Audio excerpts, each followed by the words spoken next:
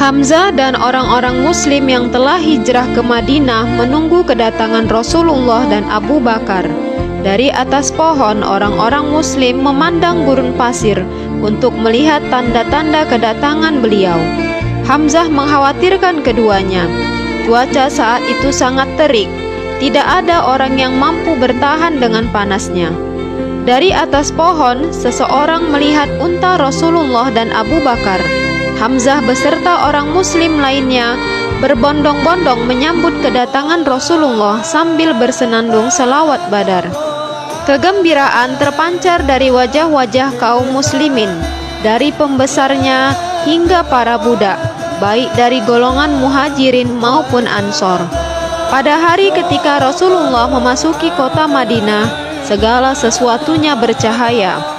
Karena rasa gembira akan kedatangan Rasulullah dan besarnya cinta kaum Ansor kepadanya, setiap kali beliau melewati rumah-rumah kaum Ansor, pembesar kaumnya akan mengundang beliau untuk singgah atau menginap di rumah mereka.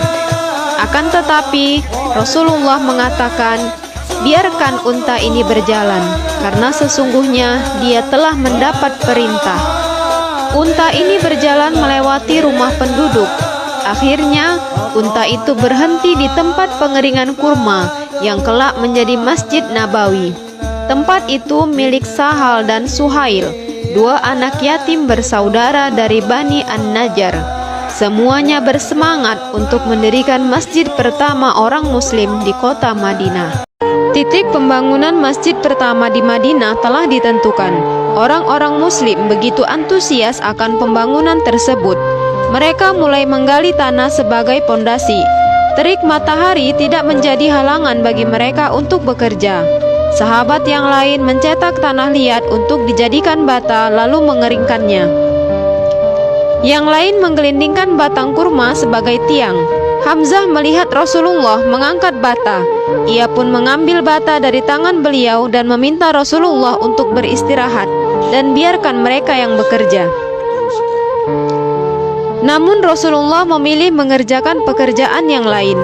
Batu-batu itu disusun membentuk tembok dengan tanah liat sebagai perekatnya.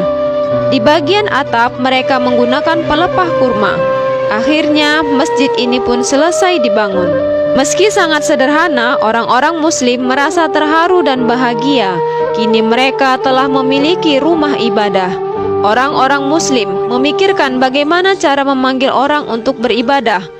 Lalu Rasulullah meminta Bilal untuk memanggil orang-orang dengan suaranya yang merdu. Inilah yang dikenal dengan azan. Bilal seakan tidak percaya Rasulullah memilih dirinya. Para sahabat meyakinkan kemampuan Bilal. Bilal pun menaiki tangga dan berdiri sambil mengumandangkan azan. Inilah azan pertama di kota Madinah. Lantunan azan yang sangat merdu dari Bilal membuat orang-orang muslim takjub. Mereka menghentikan aktivitasnya dan beramai-ramai menuju masjid. Bilal mendapat tugas sebagai muazzin karena suara merdunya yang mampu membuat orang tergugah untuk sholat. Saat ini orang-orang muslim di Madinah dan pendatang dari Makkah adalah bersaudara. Mereka berpelukan satu sama lain. Yang menjadi dasar persaudaraan ini adalah iman kepada Allah. Tujuan Rasulullah mempersaudarakan kedua kaum ini supaya tercipta persaudaraan, saling tolong-menolong dan mewarisi satu sama lain. Sosok Abdullah bin Ubay tidak suka dengan tindakan Rasulullah. Ia mendatangi Abu Sufyan sambil memberikan sepucuk surat. Surat yang berisi peraturan yang dibuat Rasulullah untuk menyatukan kaum muhajirin dan kaum ansor. Abu Sufyan yang membaca surat itu tersulut emosi. Kebenciannya pada Rasulullah semakin bertambah. Ia membakar surat itu dan menyusun rencana mengambil semua harta benda orang-orang muslim yang tertinggal di Makkah, menjual rumah-rumah mereka. Bagaimanakah kelanjutan kisah ini? Penaklukan kota Makkah terjadi seperti yang diinginkan Rasulullah tanpa kekerasan. Quraisy menyerah tanpa perlawanan. Bagi mereka yang tetap berdiam dan tidak melawan, berada di sekitar Ka'bah, di rumah Abu Sufyan akan dijamin keamanannya oleh Rasulullah. Rasulullah memasuki Ka'bah, lalu menghancurkan semua berhala di sekitar Ka'bah dengan tongkat di tangannya. sambil membaca firman Allah dalam surat Al-Isra ayat 81. Dan katakanlah yang benar telah datang dan yang batil telah lenyap. Sesungguhnya yang batil itu adalah sesuatu yang pasti lenyap. Dan untuk pertama kali azan dikumandangkan di kota Makkah. Penduduk menyadari tidak ada jalan keselamatan kecuali Islam. Secara berbondong-bondong mereka pun memeluk Islam dan berkumpul untuk sumpah setia kepada Rasulullah.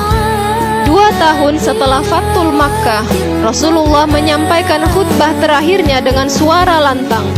Ini adalah khutbah terakhir Rasulullah. Adapun pesan yang disampaikan Rasulullah adalah, barang siapa yang telah diberi amanat, maka tunaikanlah kepada yang berhak menerimanya. Riba adalah haram. Semua orang mukmin bersaudara. Sepeninggalku, janganlah kamu menjadi kafir. Sesungguhnya setelah aku tidak ada lagi nabi. Tuhan kalian adalah satu, kakek kalian juga satu, yaitu Nabi Adam alaihi salam. Kami bersaksi bahwa Rasulullah telah menyempurnakan risalahnya. Semoga engkau berkenan memberi syafaatmu kepada kami. Sallallahu alaihi wasallam.